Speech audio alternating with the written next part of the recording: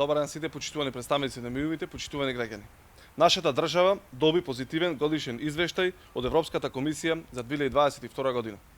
Извештајот го препознава напредокот и одржливоста на реформскиот процес и го поздравува почетокот на преговорите со Европската унија со одржување на првата меѓувладина конференција.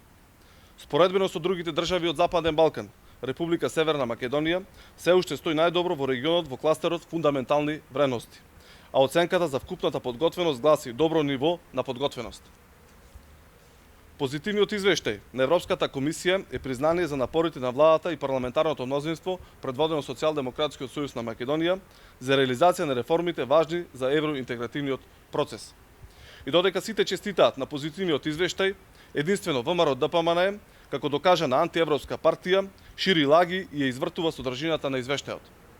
Вистината е дека во извештајот најмногу критики има за опозицијата, предводена од ВМРО-ДПМНЕ и нивните блокади во собранието, каде имаме јасна критика за доцнење при донесењето на законите, со што причина се блокадите од страна на опозицијата.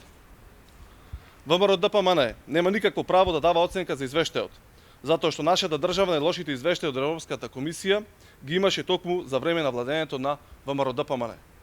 Па така, во извештајот од 2016 година, последната година од владењето на ВМРО-ДПМНЕ, се нотира дека имаме заробени институции, судски органи, регулаторни тела и медиуми, каде меѓуетничките односи се оценувале како кршливи, биле нотирани притисоци врз јавната администрација.